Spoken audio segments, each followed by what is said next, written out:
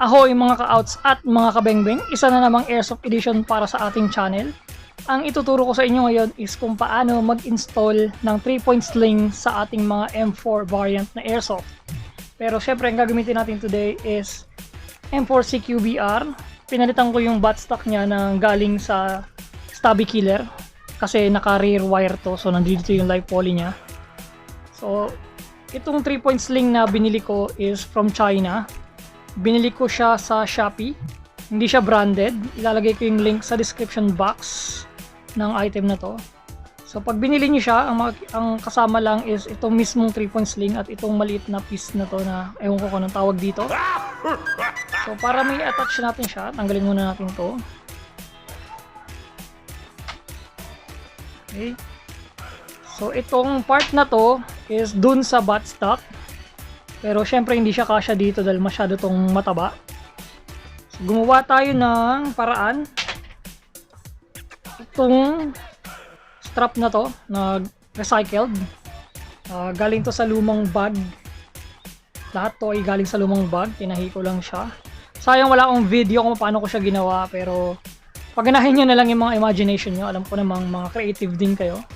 So ilalagay muna natin to dun sa buttstock.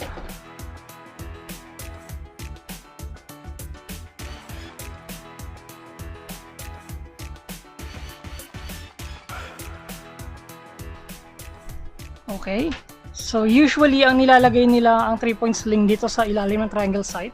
Meron siya ditong swivel na sling adapter, pero hindi ko nire-recommend na gamitin yun kasi habang tumatagal nagbe-brittle siya. So, 2 beses na akong naputulan yan. Masyadong delikado sa mga airsoft guns natin kapag nalaglag o naputol.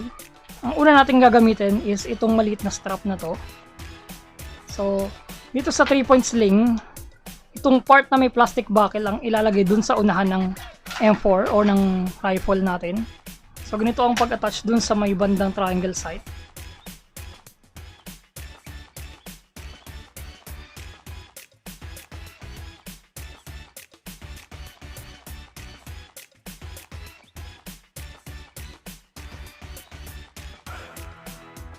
Tapos i-clip natin to dito sa hole na to. May butas siya dyan para may dagdag na stability or mas stable siya. Yan. And then yung end naman, other end, dun sa ginawa nating improvise na wrap o strap dun sa buttstock. So ayun na siya. Ganyan lang ang basic na paglalagay ng 3-point sling.